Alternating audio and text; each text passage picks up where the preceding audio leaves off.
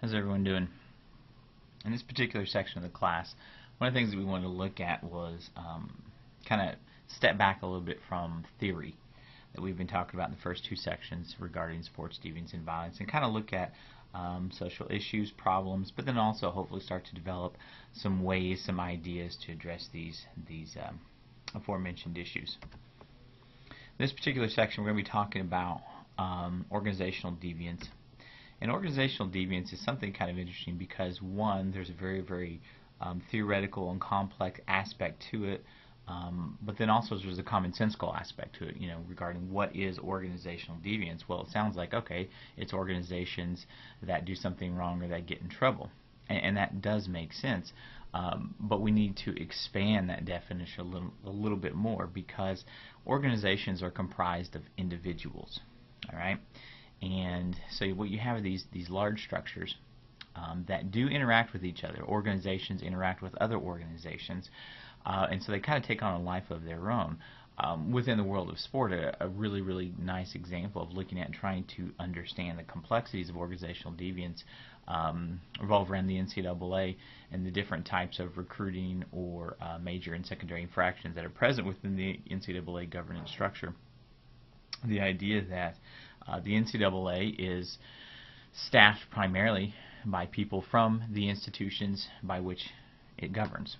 Okay, what does that mean? Well, it means the people from the universities that are part of the NCAA, the University of Oklahoma, Wichita State, things like that, individuals from those institutions actually sit on most of the committees and the boards for the NCAA. So it's kind of very, very unique in its structure. There's a lot of, you have the basic way of identifying wrongdoings through major and secondary infractions. Secondary infractions are the more minor ones. And then obviously the major infractions are exactly what they sound like. We have big problems going on here. So how do these things interact with each other? And then that's what we want to talk about regarding organizational deviance. From a sociological point of view or an organizational point of view, there is your basic definition from Vaughan. You're all big boys and girls, so you can read that, so I'll just let you take a second and look at it.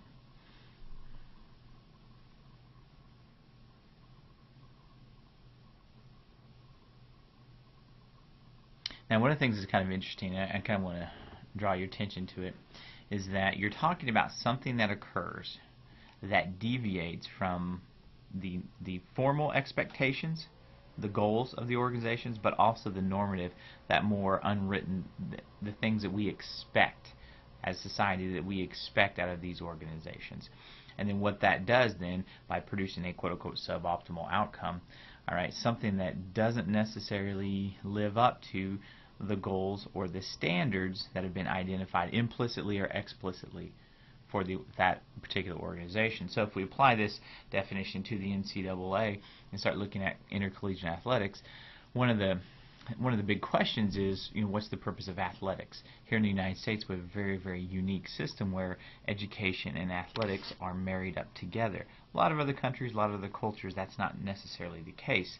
So the formal NCAA mission deals with developing young men and young women into productive and efficient members of societies or potential leaders, and so those are going to be the formal designs and expectations.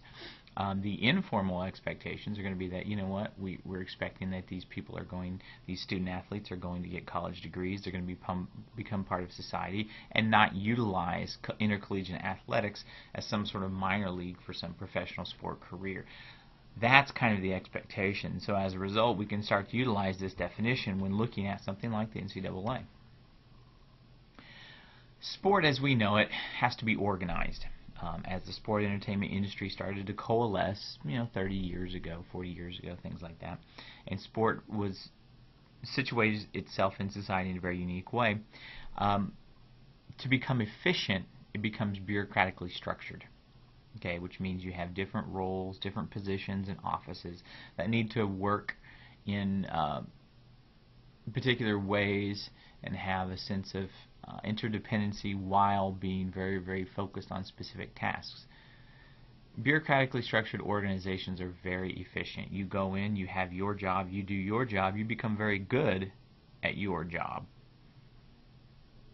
and therefore whatever product it is that you're producing, you have a lot of confidence that that process is very efficient. The problem is organizations or bureaucracies have what we call a dark side, in that they're not perfect, and that makes a lot of sense, primarily because there are negative consequences to both individuals and organizations. From an individual point of view, working in one of these large sort of faceless organizations oftentimes leads to alienation. You don't necessarily, as an individual, feel like you're invested in your work, and you're just kind of going through the motions, doing your job, that kind of thing.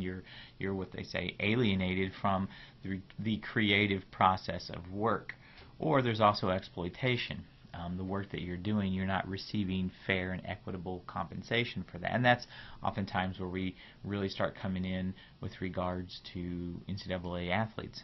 Are they being exploited? That's the question. Well, there's also negative consequences for organizations. One is that the moment you become a bureaucratically structured organization, your official goal becomes secondary. What does all that mean? Well, when we're talking about goal displacement, let's say the NCAA has been developed to monitor intercollegiate athletics so they can still be this educational experience. That makes sense. But once you become an entity, your first priority becomes sustaining that entity, which means the NCAA's first priority, as with all organizations, we're not singling them out as worse than anything else, is to sustain yourself, make sure that you have a budget, make sure that you're hitting your fiscal goals, that kind of thing. Think about education, for example. There's a reason that we're not giving this tuition away for free. You got to pay for it, right? So you have to pay for this class and all your other classes. There is this idea that you have to make money to stay afloat, and if you're not going to stay afloat, then you can't engage in whatever mission it was that you originally defined. Scapegoating.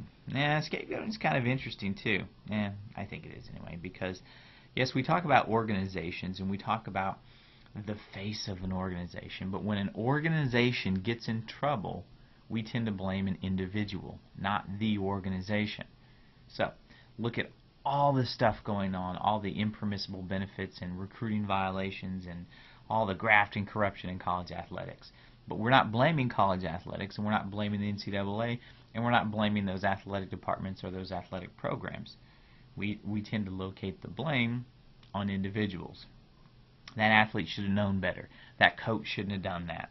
That booster has been denied access to our program. You identify, if you think back to the Pony Excess documentary, the naughty nine, the 9 boosters that were kind of left holding the bag, so to speak, and they were the ones that were seen as bad and in trouble, and therefore they weren't allowed to be around the program anymore. Okay, that's a good example of scapegoating. Now, structural secrecy. It's exactly what it sounds like. The fact that organizations become so big, so amorphous, in that you don't necessarily know what the left hand's doing and the right hand's doing. They operate in isolation from each other. It doesn't mean that there's some sort of conspiracy theory going on, that we're trying to hide something. It means one organization or subunit might not know what the other one's doing. That's structural secrecy.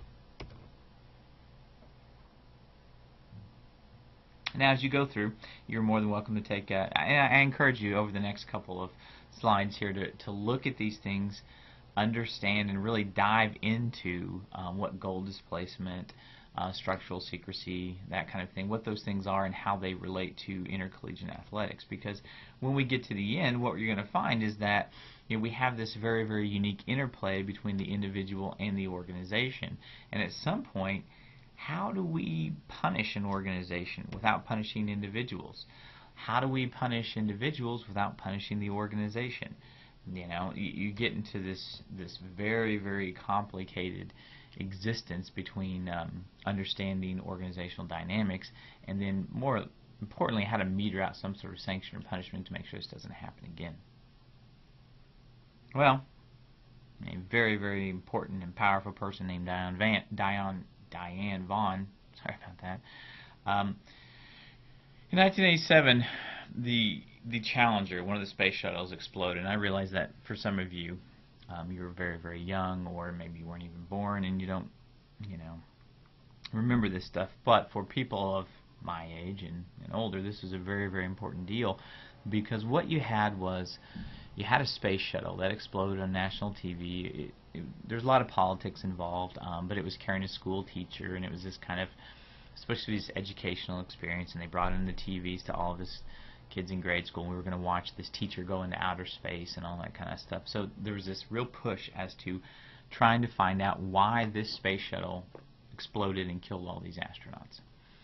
And the interesting thing is that when you think about this space program, and you're talking about NASA, you're talking about rocket scientists here, you're talking about very important and intelligent people. So how is it that all of these intelligent people put together something that eventually exploded? Because what they found out was that the Challenger exploded because of essentially a washer, an O-ring. It was a little older, some fuel leaked, trickled down some things, hit the boosters, and exploded.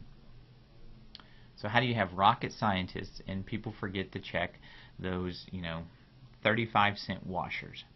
And so that's kind of what Diane Vaughan, when she was brought in, she was to examine that and understand the organization, the dynamics, and what she came up with is that organizations and this process of organizations being involved in deviant behavior, there's a sense of culture of production, production of culture, and structural secrecy. Structural secrecy we've already spoken a little bit about. Not everyone knows exactly what's going on within the other subunits in an organization. The culture of production and the production of culture is these two ideas that, okay, we're all very used to understanding that this is my job and I do only my job. I don't step outside the bounds of my own job. This is what I do. And you assume that the people above you are doing even more important things than you are. Okay, so I'm the lowly rocket scientist at the bottom of the food chain, right? I'm assuming that the people above me, they're smarter than I am. They've been there longer. They make more money. They're going to check those things that I'm not checking. Well, everyone assumes everyone else is doing it, and so what you get is a bunch of people that forgot to check the washers. Probably $1 worth of washers could have saved this entire thing. And so that's, we have these, the culture is a learned pattern of thinking, behaving, and acting, and every organization has one. And as that culture is learned kind of in a normative way by individuals, we subconsciously recreate and maintain that culture as we operate in that organization. That's what you had happen there. And so when you think about how that can apply to us here in sports, okay, sport programs, professional sports, they're all associated with this bureaucratically structured organization. That means they suffer from all the same problems that all other bureaucratically structured organizations suffer from. And so what we need to try to do is, in the future, we need to be aware of the organizational dynamics, in that there's a reason that the NCAA has had graft and corruption for a very long time.